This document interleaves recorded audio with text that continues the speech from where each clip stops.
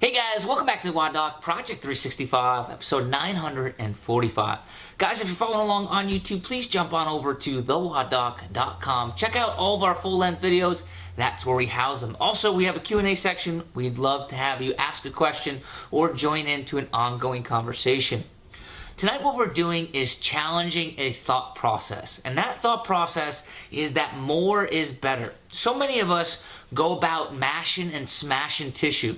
But I bet you what you didn't realize is that the majority of the research out there right now suggests that through manual manipulation, we can't physically change tissue. It takes a surmountable amount of pressure, hundreds, even thousands of pounds, depending on what literature you're looking at. So those of you out there that think that you're actually physically changing these knots or adhesions, I would say that the research probably battles you against that and says that that thought process just merely isn't correct at this point. So what's actually going on? Well, it turns out that it's mostly, or at least the majority-wise, neurologic. So this brings into the thought process of, do we need to mash and smash the tissue? Or can we do this in a gentler way? So when we look at that and think about that process, what I want you to visualize is improving the gliding properties of these tissues.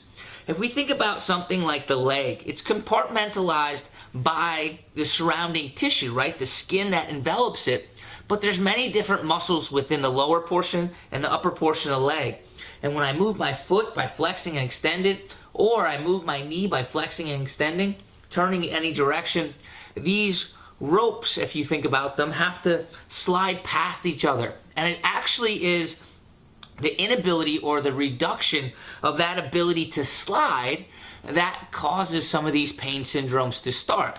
So here's the thought process, and here's what I want you guys to think about. The next time that you get a pain in your knee or something, or lower leg, or any place in your body, I want you to think about just starting to move the skin. So we can use something like a small mobility device, and we can move around these fascial layers in little circular patterns, straight up and down, across the grain, in either direction, like diagonally, or purely across a grain, as I'm showing you right here. And we can do it for a short period of time. 30 seconds would all it might be taking.